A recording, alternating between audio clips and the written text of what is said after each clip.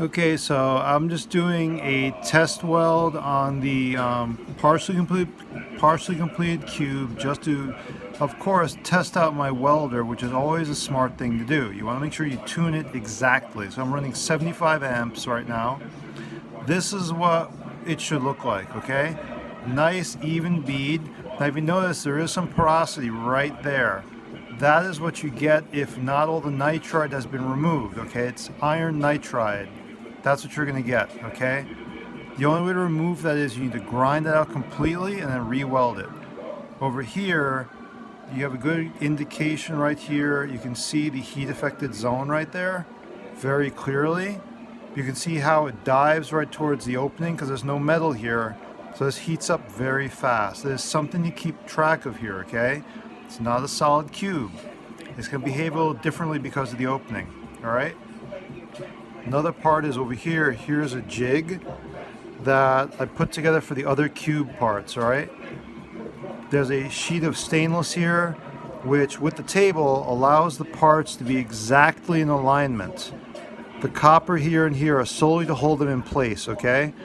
This way I can tack my corners. They're dead 90 degrees, a perfect cabinet corner or an outside corner weld, okay? It's corner to corner so that it's gonna look like this, okay? This is what you want. That and that. Just like this. And then your weld is gonna go across here, okay? Now with fusion, you'll be able to wrap these two sides together, making a nice rounded corner, but depending on the fit up, you will have to add small amounts of filler rod if you have something, say, like that, where your edges are a little bit apart. You have to add some rod in here and close this up. So it's not just a straight fill, okay? You will have to add a little bit of metal when you need to, not always. This is what you want to achieve. So proper setup so that everything is exactly corner to corner and tight is critical, okay? That's why proper setup and ensuring that all your parts are in alignment and taking the time to find blocks of metal, aluminum, what have you, to set up your jig is very important. Don't just dive into it. There's no way you can juggle these parts in one hand and weld with the other hand. Impossible, okay?